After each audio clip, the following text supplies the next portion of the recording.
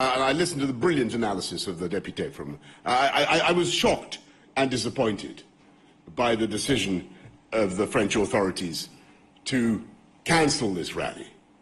I mean, they can't cancel it because we're all here, but to prevent us from having a rally at the Invalides. And we heard all sorts of nonsense, did we not? We heard that last night I was told that the problem was that it was going to be too hot, and that the police had decided it was dangerous for us to assemble in the heat. How pathetic! Would we be put off by a bit of heat? Of course not. Of course not. But de chaleur, no problem, no problem. And then we had this cock and bull story, this absolute nonsense from the authorities this morning that there was some threat of a counter demonstration or violence or argy-bargy of something. What absolute nonsense. And I think it was brilliantly analysed and dismissed by our French colleague.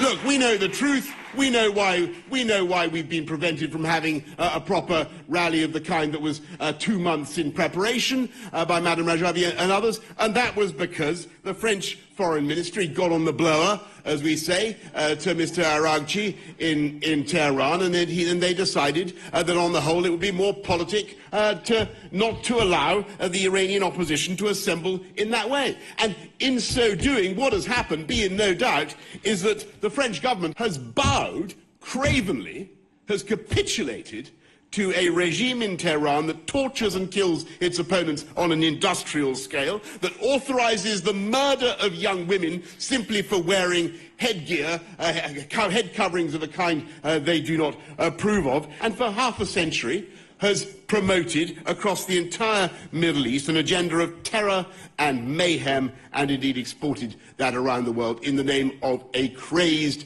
theocratic ideology which you, I hope, are going to expel. And it is wrong. And I think, and by the way, I think you will. Listening to the speeches, listening to what I've heard from Madam, I think you will. I think you're going to succeed. I know it. It would be wrong.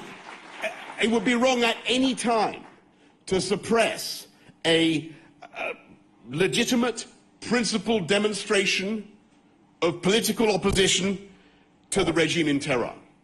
Be wrong at any time. You know, people should be entitled to say what they think about the IRGC and all the sinister apparatus of repression that there is.